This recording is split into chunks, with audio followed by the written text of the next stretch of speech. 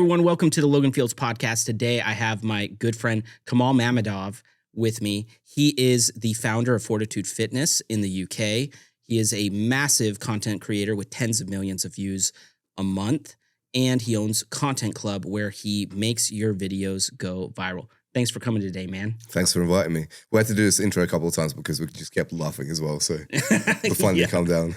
Dude, and let's talk about some of your prank videos. You were already pretty successful in social media before that, and then you transitioned into these like fitness prank videos. Like the last one I saw that caught my attention is you're in the gym and you throw like a fun noodle at a girl, and then you have one and you just start like hitting her with it and get into a fun noodle fight. Mm-hmm. How are you thinking of this kind of stuff? That's a really great loaded question. So for me, I had to figure out what's my sort of unique competitive advantage. What do I have that other creators who are trying to do the same thing don't quite have? And in my case, it was that I own a gym, so I have a team that I could use, and I have loads of space to use them in, essentially. Yeah. And then the other thing is seeing which videos perform really well in other verticals and then bringing them into the gym scene. So I've seen that video done a million times. It's been going viral a ton of times, but people do it on the street. So I thought I'd do the same concept in the gym. I love it, man. When did you start that gym? Damn, so it's really beautiful, by the way. Thank you. It's like a nice gym. I appreciate it. Yeah, well, the team's worked really hard on it to get it to shine in black. We started it maybe 12 years ago. No way. Yeah. I did not know that. Yeah, quite a long time ago, about a decade ago. So it was me and my best friend at the time. We started the business. Then it got too big. Hi, gentlemen. Sorry to interrupt. I'm Chef Tati. I'm the app guy's chef. And I thought I'd start us off with something a bit light. This is a classic Brewdog from London. Kamal, I know you're from London. I love Brewdog. Yeah, so I thought this would make you feel right at home. It does. Thank you. Yeah. Look at that. Thank you so much. You're welcome. This looks great. It's heavy. How did you carry that? I know. It was like a little bit like heavy on the wrist. Cheers. Cheers, man. You have to down it. And no, I'm not downing it, but I'll sip it.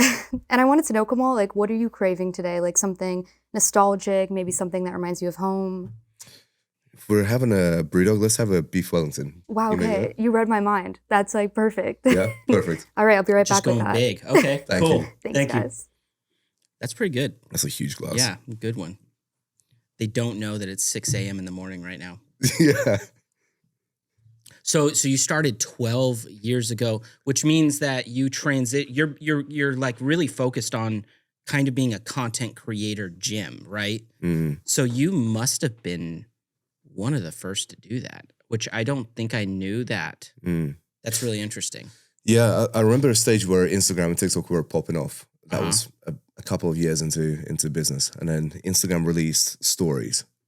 And I was like, oh, damn, if we could just like get the whole team to post stories every day and tag the location, people will know where we are. Yeah. And, you know, that worked for a little while until they updated the algorithm. But that's kind of where the journey began, you know. Seeing a bunch of other fitness influencers rise up on the scene made me think that we should probably do the same. And I took my sweet ass time, but we're finally getting there. That's really cool, man. That's really interesting.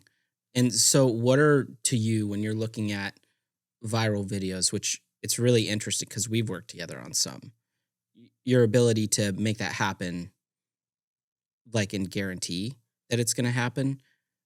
Because most people don't really think you can guarantee virality, but you do at Content Club, and you've done it for me.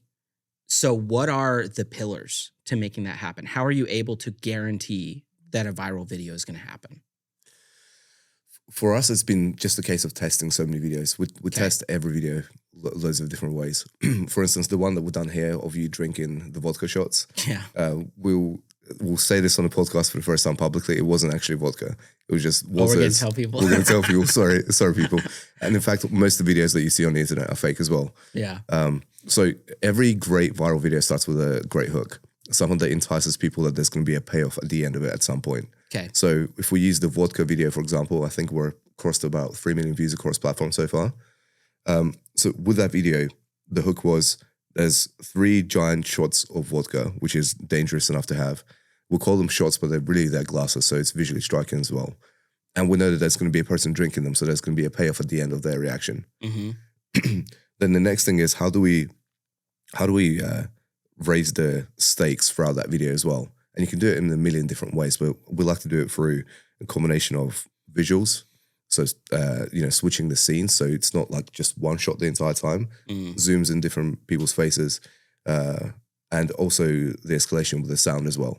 So there's so many different elements that come into play, and then eventually you get a viral video at the end of it. That's really interesting. And also you got to test stuff as well. So I think I sent you some screenshots before we posted that video. There's about, I think we did about 12 versions of it. Right, yeah. And you told me 17. 17, yeah. So 12 that kind of made it. The first 5 really sucked. Got it. And then we'll look out for watch time. So hold on. That's really interesting, though. You said the first 5 really sucked. 5 edits of the same video. Yeah. Because most people, they'll put out one version and be like, guess it didn't work. Yeah, exactly. But you put out 5. So the 6th kind of started to work. Yeah. And then by the 17th, you were like, oh, this is good. Mm-hmm. Can we maybe use that video? Sure. And we'll try to remember to link it in the bio here so people can look at that viral video. Good idea. What was the difference? Maybe you can't recall, but can you recall what was the difference in the edit between edit number 1 and edit number 17 that hit? Which, by the way, collectively has about 1 million views. I think it's around 900,000 views. So across platform, we're sitting just over 3 million now. No way. Yeah. Well, fuck. Okay. Yeah. I didn't know that. Yeah. Really? Yeah. And we got reshared by, I forgot to send you a screenshot. We got reshared by a page. I can't remember what their page name is now. Wow. All right. Yeah, that tends to happen after the first 1 million views. Other pages tend to reshare it. But in that particular case, so the first 5 videos, when I say suck, they got just over about 5,000 views across both. Okay. On trials. What I was looking out for is the watch graph. So how many of those views went past the first 3 seconds? And it was a number that I wasn't quite satisfied with because I felt like we can do better. What's satisfying? It was 75, 76% of people made it past the first 3 seconds. Oh, that's really high. It wasn't high enough. So what I was looking out for. That's very interesting. Okay. What I was looking out for to get past the first 85%. And then I'm like, okay, this is a good enough hook. Wow. So once we've got a good enough hook, then we're like, okay, at what point do we lose the audience? So let's just say you have a 15-second long video and you start to see the watch graph drop off at 10 seconds, average view time. Then you're like, okay, clearly something needs to happen at 8 or 9 seconds for me to keep that retention up. So we just keep adjusting the video until we can keep the retention up for as long as possible because it was a long video. It was about 40-something seconds long. Okay. Do you happen to recall, because the video is, you challenge me $100 if I can drink there's 3 glasses, one of them's vodka. I can't make a face, I get $100. But if I make a face, I owe you an app. Yeah. And then I drink all 3 and you did like heavy pours. So it's funny because I look at the winning one and I'm like, oh yeah, that's absolutely how I remember it. But there were 16 edits that were somehow different. Do you remember like specifically what are some of the actual edits in the video that made it shift? Yeah. Yeah. There's so many variables. So there's a headline, which is the screen right on the overlay of the screen. Okay. So we've tested the headlines a few different times. Okay. Then we tested the background music. We test the levels of background music as well. We test the hook of what it starts with. So yeah, there's multiple different versions. I think you can probably find a few that we've done in the past of the same video, and I can show you examples of how they kind of differ. That's really interesting. And what's interesting is, as well, which is something to really look out for most creators, the videos that I think will do well don't always do well, which is why data is so important. Yeah. Well, and like you just said, the first 5 that presumably you would think would have gone well did not go well. Yeah, I remember editing them because I edited all the personal ones on my page myself. Yeah. I remember the first one I edited, I was like, this is going to slap. People are going to love this. Okay. 1,000 views max. Yeah, wow. Sucks. So then you keep refining it. So again, if you're a creator, the chances are the video that you've shot probably doesn't suck as bad as it's performing. So just make more versions of it. So like with someone like me who has a big bank of content, should I be, because there's definitely been videos where I'm like, oh guys, this is like my favorite. And they do okay or not well. And do you think someone like me who has a bank of content should go and Re-edit those. take some of my favorites and have those re-edited. Couldn't agree more. Yeah. Yeah, for sure. That's I really think interesting. every video has a chance of doing better. Even the videos that I've got on my page now that maybe have 5 million views, I keep thinking about, what if I just change this one thing? Yeah. That could have been 50. Okay. So now I understand not everybody's at this point, but let's talk about people who are doing like kind of really taking content seriously. Mhm. I'll use myself as a reference. I want to talk about where virality focus should fit in things. So for me, we've just made some changes, but I would say I'm spending 150 to 200,000 all in, including podcast, a year Mhm. on content. Damn. Yeah. So obviously, but I mean, look, Yeah, it's a good setup. yeah, but obviously it doesn't make sense. I'm a ultra high ticket. I sell custom software. You're Mhm. paying me 6 figures. I'm not trying to be like a prankster, Mhm. for example. And I'm trying to educate people about software, about business, about self-development, a little bit in there. So I don't expect all of them to go viral Mhm. or to even want to go viral.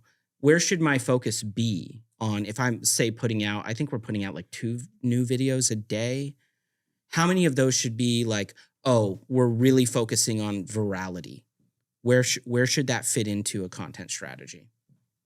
I think when we look at, so with most of the clients that we work with, when we look at the top of the funnel, the most important thing is to drive as many eyeballs as possible to the page. And then once people land on the page, a very small part of those people are going to convert and take the next step. Once they convert, it could just literally mean take the next step as far as booking a call or downloading your free guide or something like that. So there's 2 use cases for viral videos. One is that they convert back to your original page. Mhm. So for instance, we might have gone viral with you. They'll click on your page and then they'll see the top 3 pinned posts that you have that are related to the apps and software development, and hopefully they'll watch one of those and then pull the trigger. So we like to think out of 1 million people, if 10 people can book a call, it's a pretty good deal. The other thing is you can use Facebook ads and retarget people who have watched past the first, 10 seconds of your video. Yeah. So people who have already been entertained by you, you target those people and then you just resell them on something else. Mm. So for me, that totally makes sense. If we're using exact numbers, if I'm putting out 60 videos a month, how many of those should I, because it's a different type of focus Mhm. if I'm trying to make it viral. It's a heavier lift, it's more strategy, all of that than just, hey, here's the difference between a micro SaaS and a macro SaaS, for example. Although, would you argue I should try to make that go viral? What's your perception when I'm saying these things? In my mind, I'm assuming that only a small percent should even try to go viral. Do you agree or disagree with that? If we were to zoom out even further than that, Yeah. I think every video has the potential to go viral if it follows a certain framework. Okay. We haven't ever made talking head videos go viral unless you're already a celebrity, for example. Got it. So Yeah. Joe Rogan, you can clip a video of him and he's going to go viral because it's Yeah. Joe Rogan. Right. Someone like me who's not, even though we had, 60 million views this month already, Yeah. I'm still not viral enough. So if you were to clip a video of my face, no one's going to give a fuck. Wow. But if I was to do something with a really good hook, something that grabs the audience's attention, we keep increasing the stakes. So for instance, with the video that we shot over the weekend with you, there's a video, which I absolutely love, by the way, of your one of your team members, Jada. She's walking across the street in a pair of heels, looks wonderful, and then she trips over a mic. You pick up the mic, and the audience is going to think that you're going to help her, but you start going into an ad. Yeah. It's So like like that pattern interrupt is beautiful. Yeah. It's unexpected, and there's a hook. Yeah. So that way you can go viral. But if we were to just start talking about software, then you just eliminate such a large proportion of the audience. Because think about it, if you were to scroll past social media, as you're scrolling past, you're competing with other people who are really fun and really interesting. So there's a very low chance that people are going to stop scrolling at an educational piece of content. So you have to entertain them first. Okay. So you think I should focus, you see my stuff. You think I should focus more on entertainment? Yeah, I would say put 95% of your effort into the entertainment. Into entertainment, sorry. Wow. All right. Well, that's a really Interesting. Yeah, I'll definitely think on that. And I already was trying to turn the corner. And I'll double Yeah. down on that as well. It's way easier to get 1 million views in like less than 5 videos than it is to get 100 videos to perform at 10,000 views. Mm. And it's way less production as well. Is it okay, do you think? So say someone like me, Mhm. again, let's just use me as a case study. I think certain things we've tried are really funny. I have fun with that. Mhm. Is it okay if I just am like, okay, I'm talking about micro SaaS versus macro SaaS. I'm going to make it funny. And I'm just trying to be like funny is the way I'm being entertaining. Mhm. Or do I need to try to be entertaining in more than one way?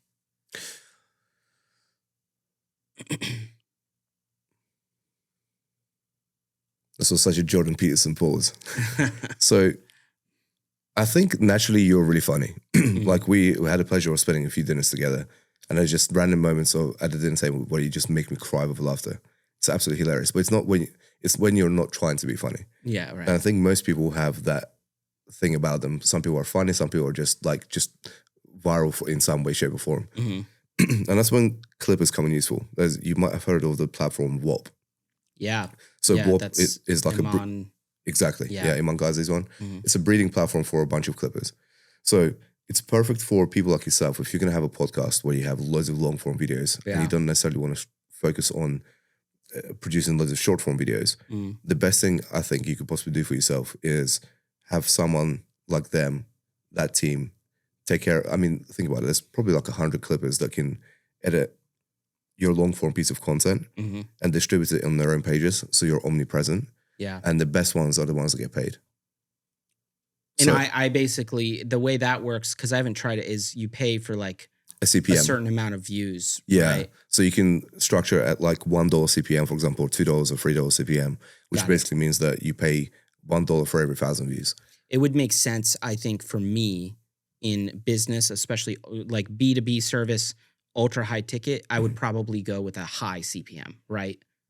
I would probably overpay a little bit on purpose. I wouldn't actually. No? I mean, you would get paid for it. So I see what you're saying. So on YouTube, if you're talking about finance and you get 1 million views, you'll get paid more from ads revenue than That's if you're an absolutely entertainment what I mean. channel. Well, yeah, I mean that when I get a client, it's if I get 1 million views and I get, one client, I probably make more than a soap seller that gets 1,000 clients. Yeah. Yeah. And on top of that as well, there's also the ad revenue on YouTube. So videos that are in a finance theme will get way more higher CPM than entertainment theme. That's really For example, I had a video on YouTube that did 24 million views, and that only made me like $1,500.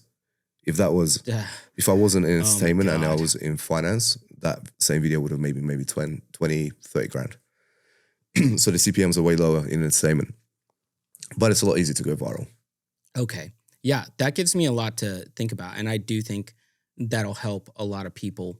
Now, when you're interesting because you are successfully doing a couple things, which is not something I typically recommend to people. Although you seem to have kind of made them sister company, like they kind of work together. The gym you film content at and stuff like that. Is there other big stuff you're doing that I maybe don't know about? Nothing I'm happy with mentioning just yet. When it's ready, I will. Yeah. That's cool. Part 2 for the podcast. Okay, very cool. When you started the gym, that you were the only partner in that? It was myself and my friend at the time, Jason. Okay. And then it was just you for a while? Yeah, we had a transitional period where in the new gym, we break things off with Jason, and then for a small period of time, it was just myself, and then it was myself and one of our original investors. So we're 50-50 partners now. Nice. So you have the gym, you have a really successful content business, and are personally sponsored heavily as a content creator. What's like the big goal? What's your plan? I guess I've been seeing a lot of value in having a personal brand. Yeah. Because having seen how, for example, when you're sponsored by a company like, let's just say Gymshark, and you see the sales pouring in from the Shopify collabs, and you just see ching, ching, ching, ching, ching coming through, it makes you think that if you were to ever release a product in the future, you can do the same thing for your thing as well. Yeah. So my goal right now is just to gain as much mass audience as possible and figure out how to, like right now I can predict when I can get 1 million views, but I'd love to be able to do that with 10 million views. So Nice. to get to a milestone where we're getting 100 million views consistently every month, I want to get to 100K followers before the end of the year and just keep growing an audience, because whatever you release, every brand partner that we work with, I work with a bunch of companies like Kamal, for example, and they have an incredible product, but they have a distribution, we'll call it problem, which they solve pretty well, to be honest. It's a very viral app. So most companies that get released, they have an issue with trying to get in front of as many people as possible. For me, I've got that part figured out. So it's just a case of opening up as many things to sell as possible. So let's talk about that part. Mm-hmm. You've done like retainer sponsorships and one-off sponsorships. That's right. Can you talk about the like deal making strategy, the do's and don'ts? Yes. Like what not to take, what to take. Yes. Yeah. That's a question I get quite a lot, actually. So I think initially when you get started, there's a temptation of accepting everything you possibly can. Right. For sure. Yes. Such as, brands would offer. Well, it's such an ego boost. Exactly. You want to be a part of you're something. going to give me a free bottle of water? Fuck yeah. Yeah. You know? Which initially I think you should take those deals, actually. Okay. If you're a new creator, take everything you can, just so you can start figuring out how to create content around it, especially if it's congruent to you. I mean, if you're a fitness channel, probably don't start selling beer, but do stuff that's congruent to you, of course. Yeah. There's a bunch of companies who will give you discounts off their products, but they want you to still promote their products, so obviously don't take those. If you're a creator who can, let's go through it with stages. Let's just say you're under 10K followers and you're trying to grow your audience as much as possible. I think there's huge value in partnering up with a few companies that will send you stuff for free, don't pay you for the content, but they feature you on their channels, because then it gives you a portfolio. And then you can say, okay, well, I've done really good work with this company, this company, and this company. Now I have something to show as a proof of concept to the next few companies and say that you can create the same thing for them, but at a price. Okay, I like that. And then just keep increasing the price until people start saying no a lot. Yeah. Our one-off deals must be easier than retainer deals, right? Yeah, we like to structure them in a way where it's better for the company to do long-term deals with us instead of short-form. Yeah. They probably just need some assurance that it makes sense for them, right? Exactly. So how do you roll into a deal like that? We like to do, have you seen The Wolf of Wall Street? Yeah, of course. So when he says, I want that initial phone call that he makes with the blue chip company or like pink chip companies, whatever. Right. Where he sells like a very small amount, which is actually still a very large amount.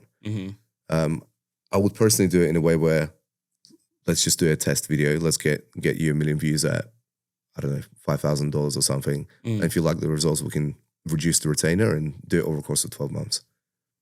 Nice. Okay.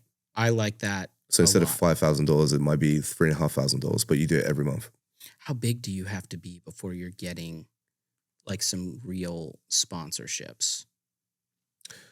Question is, how big do you have to be to, how soon can you get the views? Okay. Yeah. So, how many views do you need? Most brands will pay you about, at the very least, $1 CPM. So 1 million views would be $1,000. Okay. So you need to be producing videos that are doing like 1 million. If you want to get paid. Yeah. If you want to get paid. If you want to get paid long term. Well, that's a good threshold for people. I need to get where I'm having regular videos, maybe not every video, that hit 1 million. Collectively, right? That's between all platforms? Yeah. So usually every brand that we work with, I would like to sign up to at least a $2 CPM just to make it worth our while. But yeah, make that a real focus. See, I also think long term, as a creator, there's a temptation of trying to extract as much from a brand as possible. Yes. And then what you got to realize is they're not going to pay you unless you actually perform well, unless they make some sales. So if you want a client to stay on with you for 6 months, 12 months, you actually have to bring them some results. I've had a guy who I did a collaboration with through Gymshark, actually. Yeah. I'll never forget this. So this guy is a German dude. We did a collaboration, stole his weight. The video was awesome. But I invited him as a collaborator. and I didn't realize that he was paying for likes and views. And I remember just checking my notifications 5 minutes after the video was posted, 20,000 likes, like 2 million views or whatever it was. I messaged him instantly being like, have you just paid for this? He was like, oh yeah, I like to do it with like some of my videos just to get some traction. And that can ruin your account. I immediately blocked him and took the video down. Got it. But you can pay for videos. Excuse me. You can pay for views, you can pay for likes, but they're not going to convert at all. So surely people know that by now, right? Like people know that just pwns the algorithm. Yes, but it still financially makes sense for some people. Like if you're a scumbag, then you would do that. All right. Okay. That's a very short-term play, it sounds. Very short-term play. Yeah. Yeah. So if somebody is, this is really interesting, the million view threshold. I think it's a really good line in the sand. Mm-hmm. And I'll tell you what's coming to mind for me. Again, between all my content, let's call it, we just made a pretty major cut in cost. So let's call it like 150. Mm-hmm. I am including like taking guests out to dinner from the podcast and stuff like that in that. You say this after spending 20 grand on a weekend in Dallas. Well, you got to qualify that because it makes it sound like I'm at a table getting bottles. Yeah, fair. Like Logan, just for context, Logan has taken us to this amazing Airbnb. We went to a VIP event. There was dinners. There was a 12-course meal. Yeah. By the way, we got crazy. to course 3 and I was like already just ready to give up. I was waiting for the next meal to come out as like a sweet treat. My mouth was salivating for something sweet. Yeah. And then another course arose. I'm like, Logan, how many more are there? We've got 8 more. Yeah. 8 more courses. It was a Texas-sized omakase. It was huge. But there was only one piece of sushi in the thing. Yeah, there was like no sushi. Yeah, it was pretty funny. But yeah, so like let's say I'm at 150 for the year. How'd you spend that money better? Well, no, I'm thinking in terms of sponsorships, for example. Obviously, I drive traffic to App Guys, my company. For it to make sense for me to take on sponsors, there's a few things. And maybe it's just, hey, just focus on App Guys. But I think there's a lot of people in B2B business that have 7-8-figure companies that would want to hear this, where for me, I'm not going to remove App Guys from the discussion. So there's a slot. I can maybe fit 2, in my mind, tell me if I'm wrong, 2 to 4 other sponsors between all of the content before it just gets too muddy. So there's that. Do you agree with that right there? Okay. So let's just go high and call it 4. I can fit 4 more on top of App Guys. Well, for me to take on sponsors collectively, I would need it to have a fighting chance of those sponsorships paying me like $300 to $500 a year, or it's just not worth my time. Is that realistic? It's realistic. Yeah. There's 3 ways that you can do brand placement, right? So there's the visual, like a glass of beer with a logo on it. There's the verbal, like we're communicating now, talking about products. And there's essentially just what fits in the frame, right? So think about a YouTube video. Right now, people can see, if you're watching this on YouTube, you can see a glass, you can see my t-shirt, the hat, et cetera, et cetera. So how much brand placement can you place in a single video is the question. Okay. Without oversaturating your brand. Right. There's a guy called John Lee Dumas, and he does a podcast called Entrepreneur on Fire. Okay. He's been running it for ages. I really like his podcast format because it's he discloses how much money he makes from everything and how many sponsorships he has. I'll send you a link to it. But he does have a really good PDF for his sponsors. And the PDF is, do you get included as a sponsor at the very beginning? Do you get included in the middle, or at the end? And do you have any brand placement somewhere on the screen as well? Okay. So you can sell it tiered. Like when we helped organize a few events, and when you organize events and you're trying to sell some tickets, you also want to make sure that you sell some space nearby as well. So if you can, let's just say we're filming a podcast here and somebody can, let's just say we have an event somewhere like in Dallas. To sell stand spaces is really important. So somebody can pay you 2, 3, 5 grand to have a stand for Go High Level, for example. That kind of offsets the cost of things. Yeah. Okay. Yeah, that makes sense. It's really interesting. And obviously, like we could talk about just regular content creation and sponsorships, but I'm really interested in, and nobody's talking about, hey, if you're a 7-8 figure entrepreneur and you're heavy on content, how would you marry sponsorships? Because You're not taking $1,000 a month or something. No, it's just not worth it. For you, I'd say collaborations with companies like Xero or just a bunch of accounting companies, stuff that business people need. 99designs.com or something like that, for example. Yeah. By the way, guys, if you are 99 Designs, please pay Logan for the fact that I've just featured you.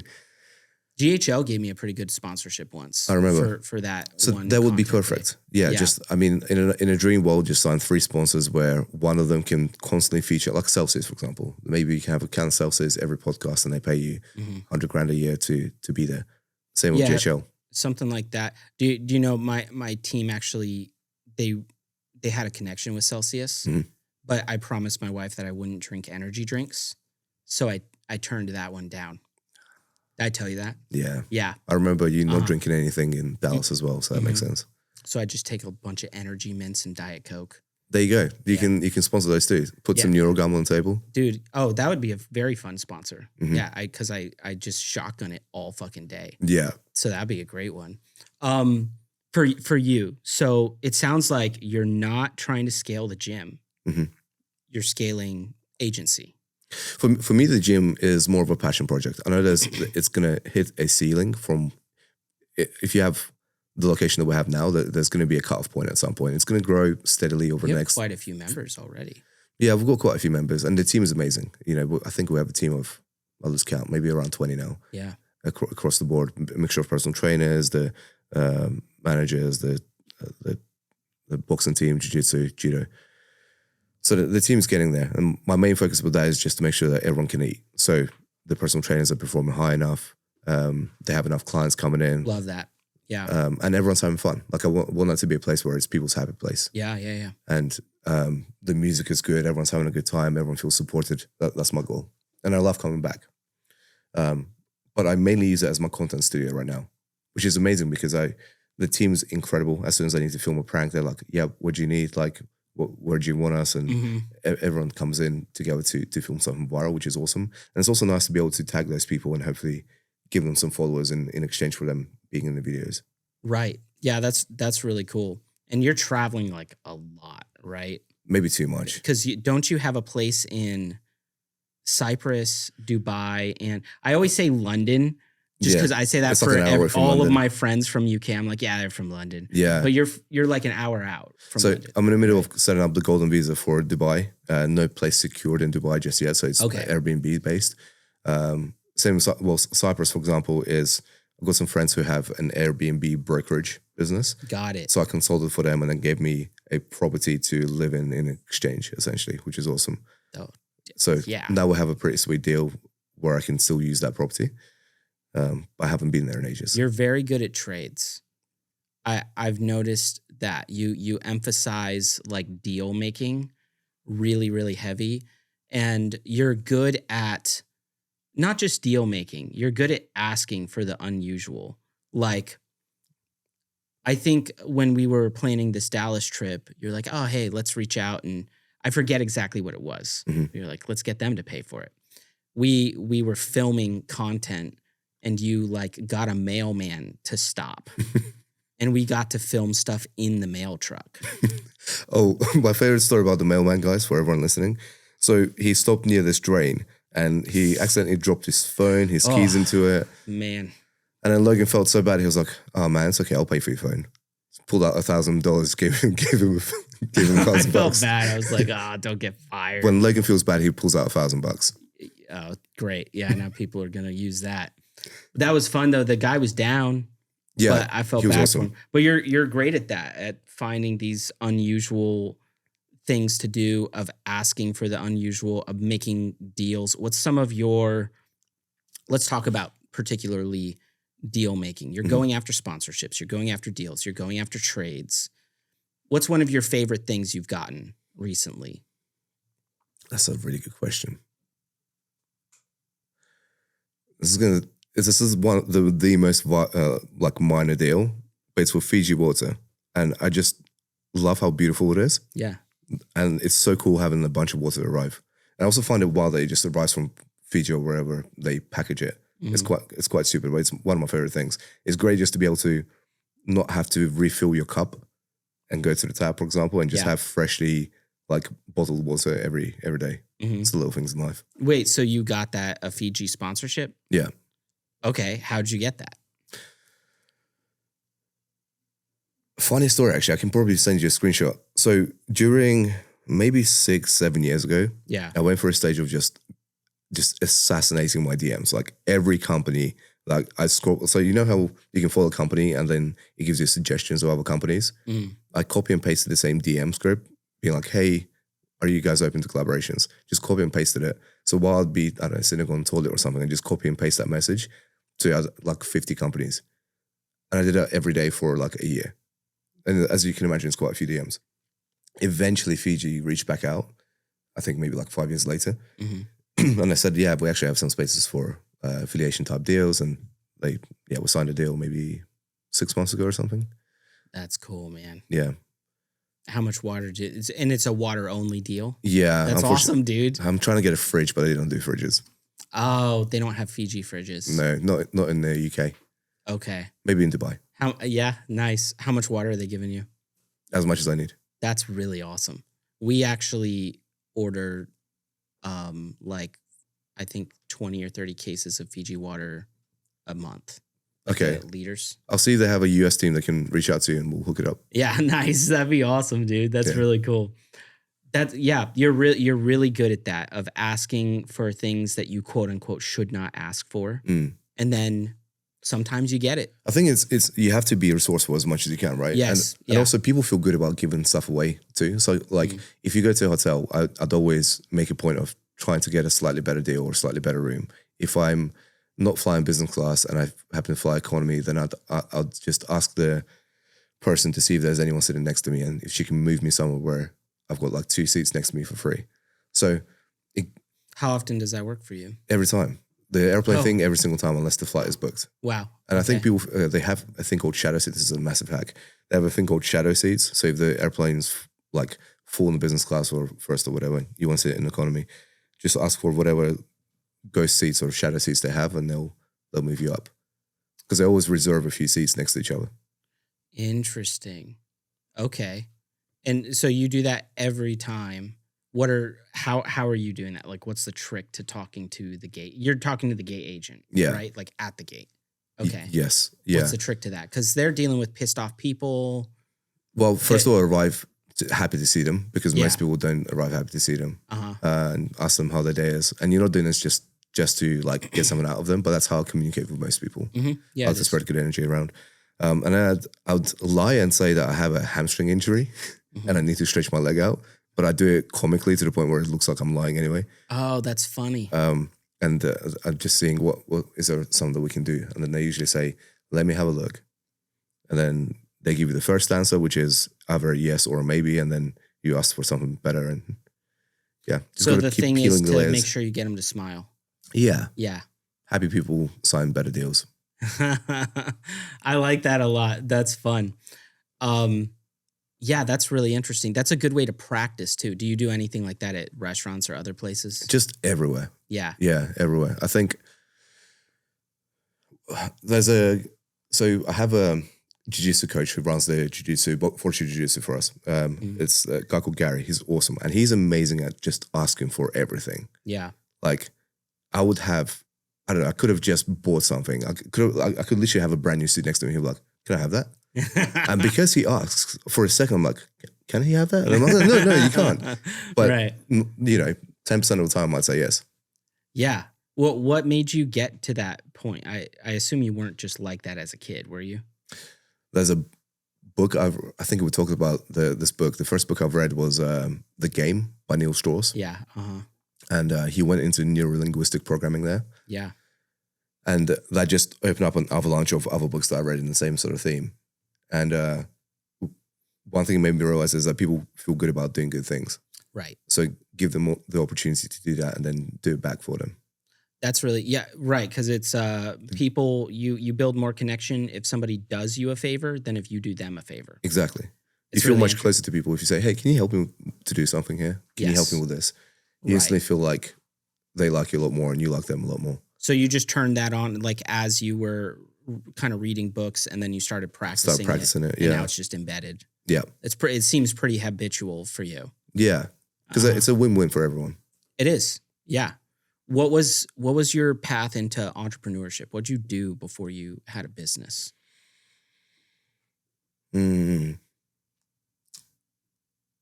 So, my earliest memory of a business is Mm. stealing my cousin's little toys. We must have been like 5 years old. Mm. And we're at my grandma's house.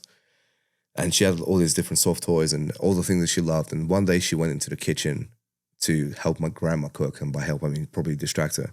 While she was distracting my grandma, I got a bunch of her toys. I put them like aside. I've pre-prepared loads of paper as well. So I cut out like banknotes from that paper. And I made a till from a shoebox. Mm. And when she walked back in, I had this all prepared. When she walked back in, I was like, we're going to play a game called Shop. So I would sell her own toys. I'd give her a certain amount of money and I'd sell her own toys back to her for the made up money. I just really love that exchange. Yeah. The trade. I did the same exact thing when I was a kid. That's hilarious. Yeah, ask my sister for like 100%. Your sister has told me so many stories about your business. That's hilarious. Great minds think alike. But I guess the earliest, like I've really tried to, I mean, my parents are very traditional. So they believe in, you know, you go to school, you go to university, and then you get a good job, a good stable job, which is a great route for a lot of people. But it definitely wasn't for me. And I remember going to uni for the wrong reasons. So I still remember this day where I was at uni. I signed up to do sports science or something. And I was about 4 or 6 months in, or I can't remember how many months now. And I remember being on my laptop in the back of the class, which I was late for because I just didn't enjoy the classes at all. And then in front of me, there was a teacher speaking about atoms or something. And I just remember that moment where the whole room was, it just felt like, you know, when the room is really loud. Yeah. And eventually your thoughts get louder and the room becomes quiet. Yes. And I was looking at the laptop where I was looking at Shopify blogs, reading about marketing, digital marketing. Yeah. And then I looked up and I was like, I'm not doing this for myself. I'm not doing a podcast for myself. The uni degree for myself. So I walked out of that class later on, dropped out of uni, and around the same sort of time frame, started transitioning into the gym business. But it was, I think for everyone, the lesson for me there was that like do whatever you feel is like congruent to you and don't do it for other people. Yeah, I love that. Like it took me 20 years to realize that this is not, uni wasn't for me. Like education wasn't my route. Yeah. Did you deal with that in that transition into entrepreneurship? How long did it take you to get like a stable income? I've been bouncing between jobs at that point. So I had a few sales jobs, and every sales. So I worked at Sports Direct, which is like a Dick's Sporting Goods equivalent, and we had an incentive there for commission if you sell insoles. And I remember that I think on my second month as a part-time person, I sold more insoles than the full-time person ever has. And then the third month, I broke the accounts records for insole sales. And I was like, I love sales. I'm a gangster at this. Let me move on to something bigger. Yeah. Then I started selling phones. I got some kind of county recognition there, I think. And then I started selling TVs at John Lewis at like a retailer. Nice. And then it was at that transitional period where I found a unit where we can do massage from. Yeah. We moved into that unit, took over the gym, and then grew that. Okay. And then you transitioned into full-time business. So you did you not have any point where it was like, oh, I'm poor?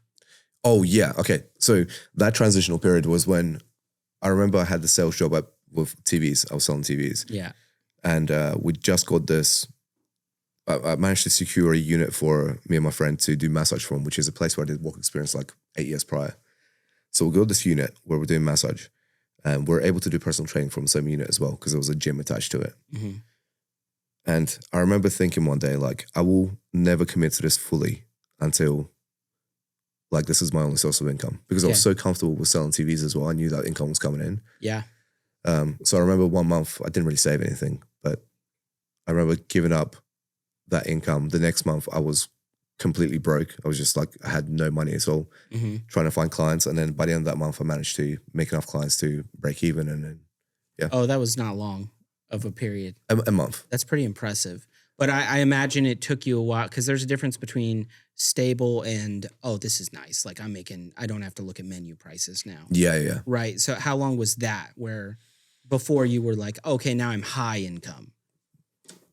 Got it. So what here is are the this? beef Wellington Oh, bites. nice. All right. Wow, that was quick. Yes. So this is a beef tenderloin and with a mushroom duxelle sauce. Thank and it's you. wrapped in a puff pastry. I also added my special tati sauce there on the side just to add like a bit of an edge. Love it. But This it's smells definitely amazing. refined and a little bit familiar for you. So I hope you guys enjoy. Thank you. Thank you so very much. much.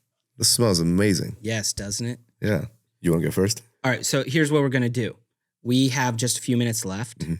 While we eat, we're just going to transition to some rapid fire questions. Hit me. Okay. First, though, yeah, let's try this together with some of this sauce Oh, so soft. from your homeland here.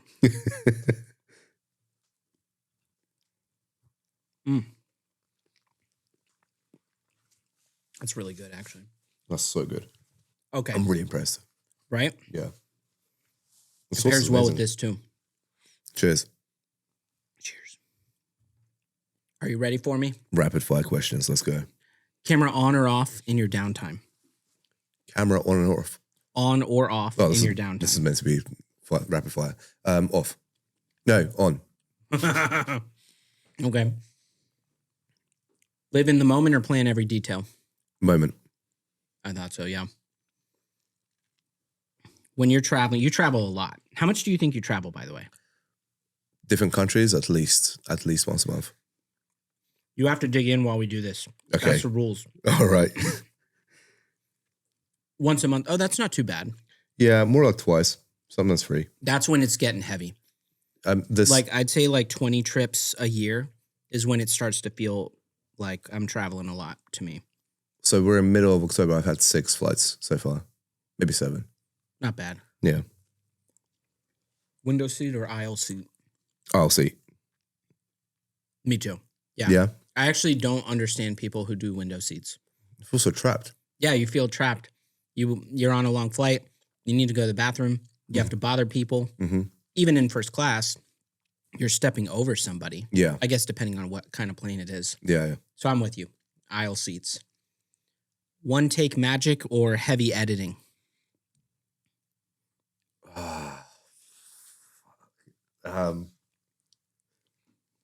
Magic. No, editing.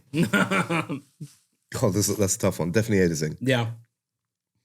I mean, that's in line with all the testing that you like to do. Yeah. I will say, though, this Dallas trip, Mhm. the videos you caught are just insanely good. The energy in the group was amazing. It was an amazing group. Early morning workout or late night grind? I'm going to go in the middle at 6 p.m. when it's the busiest, the energy is the highest. Oh, okay. You Yeah. like the vibe of the gym. I love the vibe of the gym. Yeah, That's the music is interesting. loud. Yeah. Okay. I dig that. Personal brand or business brand? If you have to choose just Personal one. brand. Definitely personal. Mm-hmm. Outlives the business for sure. Points upgrade or cash deal? I'm guessing you mean points is going to give you more than a cash deal. Well, it depends. You're using points on like your flights, your hotels, that kind of thing. Or do you just like cash back? I'll do points. Yeah, me too. There's something fun about it. Yeah.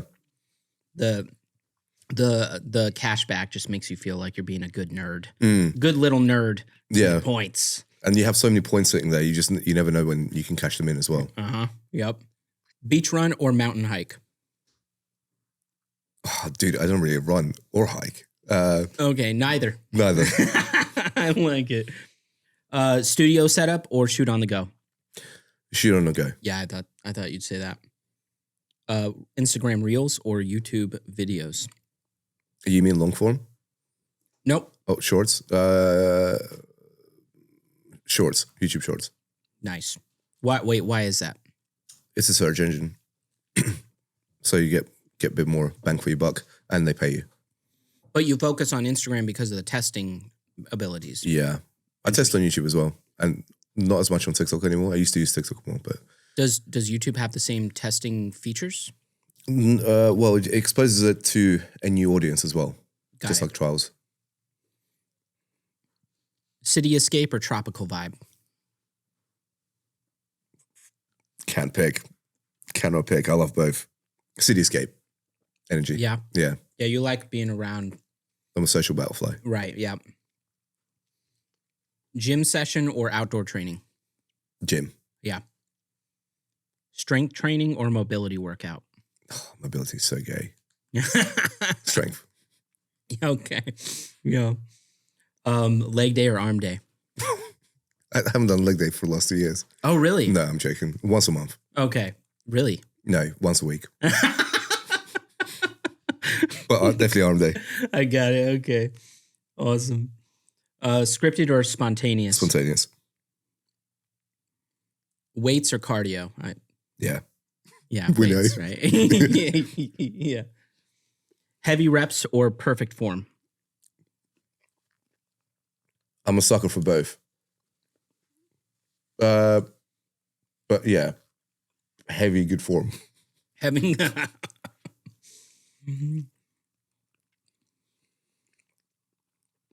All right, last question. This is so good. It is good, right? Discover a new spot or return to a favorite place? Oh, We're talking God. about traveling. These are such tough questions. It depends what mood I'm in. If I want to... There's so much certainty that comes with a usual spot. Yeah. Like, you know what restaurants you're going to go to, you know where... In this season, I'll go for a new spot. Love it. Mm-hmm. I love it, dude. Dude, thanks so much for being on the podcast. Where can people find you?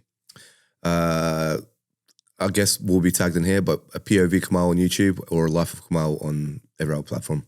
Awesome. Just type in Kamal Gym and it should come up. Great. This has been the Logan Fields podcast. I'll see y'all next time.